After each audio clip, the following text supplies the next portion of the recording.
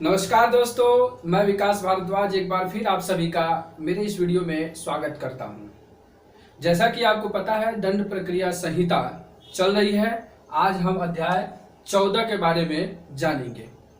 इस अध्याय को शुरू करने से पहले आप लोगों के लिए एक आवश्यक सूचना कि 2 जून से एआईसी पूर्णिया यूट्यूब चैनल पर आप लोगों के लिए रीजनिंग की क्लास शुरू की गई है।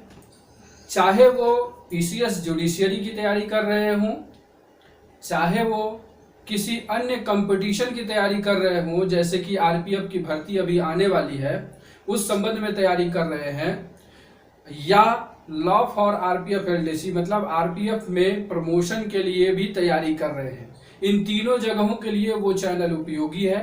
पीसीएस वाले वहां पर मेरे जीएस के क्लास को देख सकते हैं, जिससे कि वो लाभान्वित हो सकते हैं। साथ ही साथ लॉ और बाकी जो भी लोग हैं जो जनरल कंपटीशन वाले हैं, उनके लिए तो सारा चीज उपयोगी है। वहाँ मैथमेटिक्स की क्लास है, जीएस की क्लास है और साथ ही साथ रीजनिंग की भी क्लास है। मतलब एक होलिस्टिक अप्रोच के साथ उस चैनल को मैंने बनाया है, क्योंकि मुझे यह लगा कि ज्ञान बांटने से जो खुशी मिलती है उससे ज़्यादा खुशी और कहीं नहीं मिलती है। मेरा यह अपना मानना है कि sharing is caring and caring gives you happiness. इसलिए मैं अपने ज्ञान को अपने तक न रखकर आप लोगों के साथ साझा करता हूं और अपने आप को ऊर्जावान महसूस करता हूं। तो चलिए अब आते हैं इस वीडियो पे। यह वीडियो काफी महत्वपूर्ण है, आप इस वीडियो को अंत तक जरूर देखिएगा। इसमें जो प्रावधान है, आपके इस कानूनी प्रावधान से आरपीएफ के सदस्य भी गुजरते हैं, आरपीएफ के इन्वेस्टिगेटिंग ऑफिसर भी गुजरते हैं, साथ ही साथ पुलिस को गुजरना ही है। तो जो इस अध्याय का हेडिंग है उसे देखते हैं, कार्यवाहियां शुरू करने के लिए अपेक्षित शर्तें।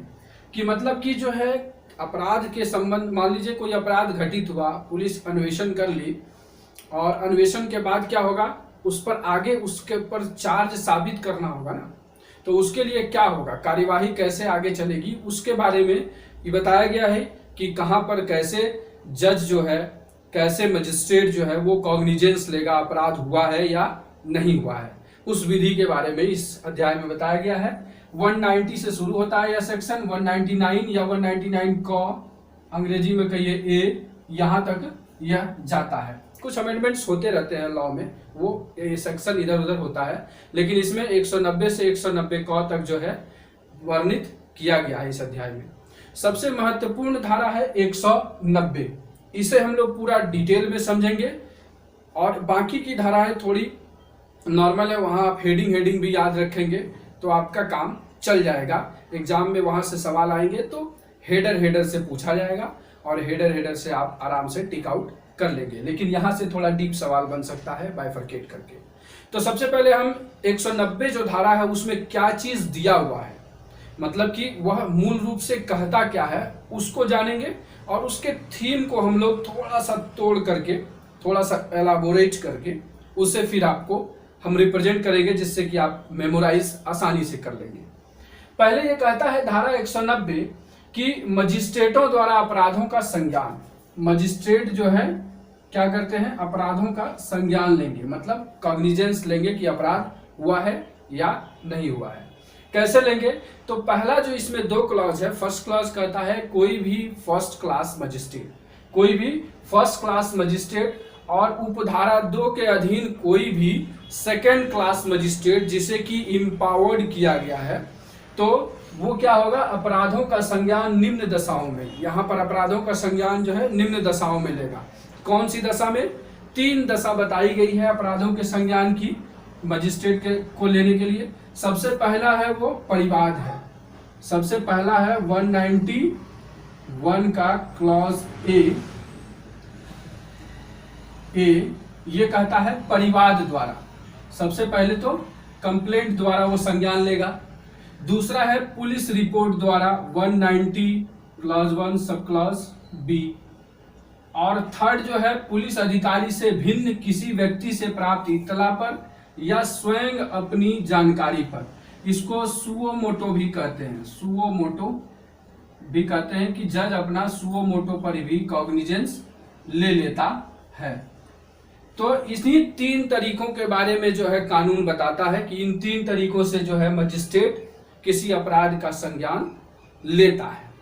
दूसरा क्लॉज ये कहता है कि चीफ जुडिशियल मजिस्ट्रेट जो है किसी भी सेकेंड क्लास मजिस्ट्रेट को भी क्या कर सकता है, ऐसे अपराधों का जिसका जांच या विचारण उसकी क्षमता के अंदर नहीं है, सशक्त कर सकता है। मतलब कि ट्रांसफर ऑफ पावर। सीजेएम जो है chief judicial magistrate second class magistrate को भी अपराधों के संज्ञान के लिए सशक्त कर सकता है। तो वो भी इन 3 विधियों के द्वारा क्या होगा, अपराधों का संज्ञान लेगा। अब इन 3 विधियों को बाइफरकेट करके देखें तो यहां से एक मोस्ट इंपॉर्टेंट सवाल आपके एग्जाम में जो लॉ के प्रमोशन में, मतलब कि आरपीएफ प्रमोशन में पूछा ही जाता है, संभवतः इसकी 99% गारंटी है कि जो हम लोग जो है मतलब आरपीएफ के अधिकारी जो हैं जो केस करते हैं, तो उसे जब हम कोर्ट में भेजते हैं संज्ञान के लिए, तो किस धारा के तहत जो है मजिस्ट्रेट अपराध का संज्ञान लेता है। तो इसका उत्तर है दोस्तों section 190 clause 1 sub clause A के तहत जो है वो लेता है संज्ञान मजिस्ट्रेट। क्यों? क्योंकि आरपीएफ जो है इन्वेस्टिगेशन नहीं करती है, आरपीएफ इंक्वायरी करती है, सत्यता का जांच करती है। इसलिए आरपीएफ जो है मजिस्ट्रेट के पास कंप्लेंट दायर करती है। कमेंट बॉक्स में आप बताएंगे कि कंप्लेंट किस धारा में सीआरपीसी के परिभाषित है। इससे आपका रिवीजन भी हो जाएगा। याद नहीं है, पीछे जाकर के वीडियोस देखें, कहीं किताब से देखें, लेकिन कमेंट जरूर करिएगा। उसके बाद दूसरा कंडीशन है पुलिस रिपोर्ट। पुलिस रिपोर्ट आपको पता है सीआरपीसी 173 को पुलिस रिपोर्ट कहते हैं। तो पुलिस रिपोर्ट जो पुलिस अपना रिपोर्ट देती है मजिस्ट्रेट को, वो पुलिस रिपोर्ट कहलाती है। उसके तहत अपराधों का संज्ञान लिया जाता है। एंड थर्ड वन कहता है मजिस्ट्रेट अपने आप से सुओ मोटो, उसे कंफर्म है कि अपराध ऐसा हुआ है तो वो सुओ मोटो पर संज्ञान ले लेगा। अब हम क्या करेंगे, थोड़ा सा यहाँ पर हम आपको और इसको डिटेल में ले चलते हैं। सबसे पहले तो वो कंप्लेंट के द्वारा लेगा, परिवार के द्वारा। सेकंड में क्या होगा, पुलिस रिपोर्ट के द्वारा। अब आप लोग कमेंट बॉक्स में ये भी बताएंगे कि पुलिस रिपोर्ट कहाँ परिभाषित है, किस धारा में परिभाषित है। एंड थर्ड वन क्या होगा, वो सुओ मोटो भी ले लेगा। अब इन तीनों तरह से क्या होगा, इन तीनों तरह से संज्ञान लेते समय मजिस्ट्रेट के पास 2 तरह का पावर होगा। 2 तरह का पावर होगा। क्या होगा, या तो वो संज्ञान ले लेगा, क्या होगा, या तो वो कॉग्निजेंस ले लेगा, या तो संज्ञान नहीं लेगा, या तो संज्ञान नहीं लेगा। तो अब पहले देखते हैं, अगर नहीं लेता है संज्ञान तो क्या होगा। संज्ञान नहीं लेगा तो वो उसके कारणों के बारे में बताएगा। किसके बारे में, कारणों के बारे में। कॉज, क्या कॉज है कि आपने कॉग्निजेंस नहीं लिया, क्या कंडीशन लगा मजिस्ट्रेट को कि उन्होंने कॉग्निजेंस नहीं लिया। लेकिन अब मान लीजिए कि कॉग्निजेंस ले लिया, कॉग्निजेंस ले लिया, तब क्या होगा, इसमें भी वो 3 तरह का चीज कर सकता है। एक, अगर अपराध जो है कॉग्निजिबल है तो 156 के तहत जो है 156 क्लॉज 3 के तहत जो है पुलिस को इंक्वायरी करने कहेगा। अगर अपराध जो है नॉन कॉग्निजिबल है तो 155(3) के तहत कहेगा। और साथ ही साथ जो है उसको या तो वो धारा 202 सीआरपीसी के तहत जो है उसको लगता है कि घटना ऐसी हुई है, अपराध ऐसा हुआ है, तो वो रजिस्टर कर लेगा। तो ये हमने देखा कि 3 कंडीशन वो कर सकता है संज्ञान लेने के बाद। अब जब ये संज्ञान में इस दोनों क्लॉज में है तो क्या होगा, तो आपको पता है कि हम लोगों ने चैप्टर 12 पढ़ा था। जब इस दोनों क्लॉज में होगा तो पुलिस क्या करेगी, चैप्टर 12 में जो हमने पढ़ाया था आपको, जो पुलिस का इन्वेस्टिगेशन है, उसमें सेक्शन 160 से लेकर के सेक्शन 165 तक के पावर का उपयोग करेगा।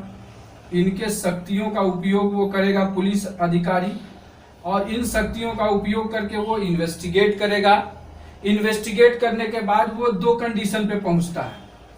आपको उसी धारा में बताया है, या तो 179 के तहत क्या करेगा, सीआरपीसी के तहत वो क्या करेगा, क्लोज कर देगा, या 170 सीआरपीसी के तहत जो है जब पर्याप्त सबूत होगा तो वो मजिस्ट्रेट के पास भेजेगा।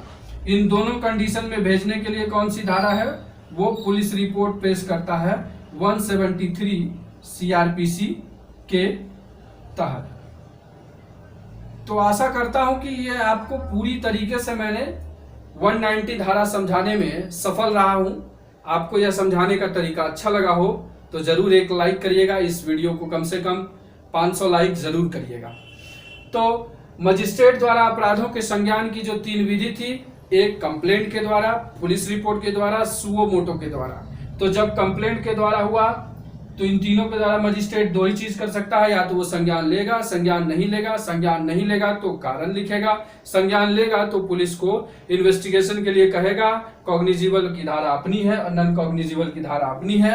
इन दोनों के तहत जो है अधिकारों का उपयोग सीआरपीसी 160 से लेके 165 तक का उपयोग करके वो इन्वेस्टिगेशन करेगा।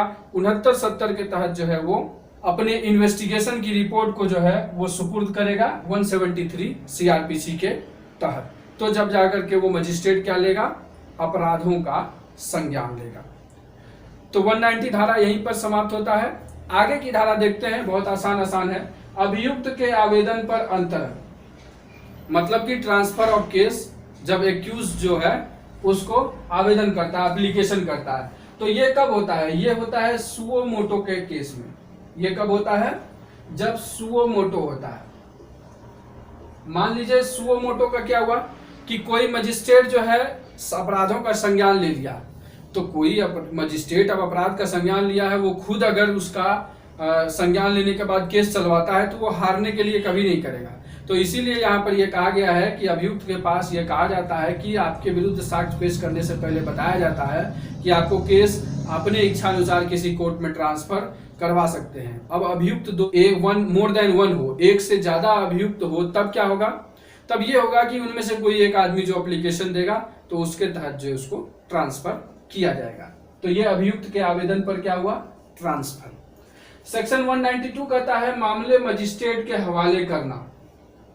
ठीक है, मतलब कि अब कोई भी जो है चीफ जुडिशियल मजिस्ट्रेट है या फर्स्ट क्लास जुडिशियल मजिस्ट्रेट है, वो क्या है, अपराधों का संज्ञान ले लिया, लेकिन अपराधों के लिए जांच और विचारण के लिए वो किसी भी मजिस्ट्रेट के हवाले जो है, अपने सबऑर्डिनेट मजिस्ट्रेट के हवाले जो है केस को कर सकता है।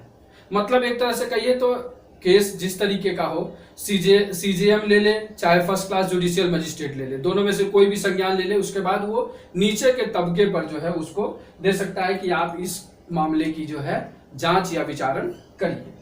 193 और 94 भी वही कहता है कि अपराधों का सेशन न्यायालय द्वारा संज्ञान। मतलब इसमें यह कहता है कि कोर्ट ऑफ सेशन जो है वो डायरेक्ट अपराधों का संज्ञान नहीं लेता है। अपराधों का संज्ञान कोर्ट ऑफ सेशन के पास फॉरवर्डिंग मेथड से जाता है, मतलब आगे से नीचे से ऊपर फॉरवर्ड किया जाता है, उसी तरीके से जाता है। लेकिन कुछ विशेष परिस्थितियों में जो इस धारा में है, जो इस सीआरपीसी में वर्णित है, तो उसके तहत वो डायरेक्ट भी जो है अपराधों का सेशन न्यायालय जो है संज्ञान ले सकता है। 193 कहता है, मतलब मेनली जो है सेशन न्यायालय 193 से जोड़ दीजिए। ठीक है, मामलों को मजिस्ट्रेट के हवाले करना, ये 192 से जोड़ दीजिए। तो ये हो गया आपका 193। एंड 194 भी सेम वही चीज कहता है, अपर सेशन न्यायाधीश या सहायक सेशन न्यायाधीश को हवाले किए गए मामलों पर उनके द्वारा विचारण। मतलब कि अब सेशन कोर्ट ऑफ सेशन जो है वो किसको देगा? या तो वो अपर सेशन न्यायाधीश को दे सकता है या सहायक सेशन न्यायाधीश को जो है केस के जांच या विचारण के लिए उसे फॉरवर्ड कर सकता है। तो आज के वीडियो में हम लोगों ने सेक्शन 190 से लेकर के सेक्शन 194 तक जो है डिस्कशन किया है। बाकी के जो पार्ट है वहां पर जो इंपॉर्टेंट सेक्शन है इस वीडियो का पार्ट 2 कवर में करेंगे। पार्ट 2 में आपको बाकी की धाराओं के बारे में मैं बताऊंगा। और वीडियो समाप्त करने से पहले पुनः एक बार आप लोगों को यह जानकारी दे रहा हूं कि आप AIC पूर्णिया यूट्यूब चैनल को सब्सक्राइब कर लीजिए। वहां पर 2 जून से रीजनिंग की क्लास शुरू होने वाली है। तो वीडियो कैसा लगा लाइक करके बताइएगा, साथ ही साथ अपने दोस्तों के साथ शेयर करिएगा, क्योंकि लॉकडाउन का पीरियड खत्म होते ही सारे एग्जामों की बौछार आ जाएगी। क्योंकि अब लॉकडाउन नहीं है, अब अनलॉकिंग सिस्टम शुरू हो गया है। तो अनलॉक 1 लागू हो गया है 1 जून से। तो मतलब कि अब लॉकडाउन खत्म होने का जो है सिलसिला जारी हो गया है। वीडियो जो अच्छा लगा तो लाइक करके बताइएगा, कमेंट जरूर करिएगा। सुझाव आपके मेरे लिए काफी महत्वपूर्ण है, जिससे कि मैं आपके लिए और भी उपयोगी वीडियो बना सकूं। अंत में इस वीडियो को ध्यानपूर्वक देखने के लिए आप सभी का प्रेम पूर्वक धन्यवाद।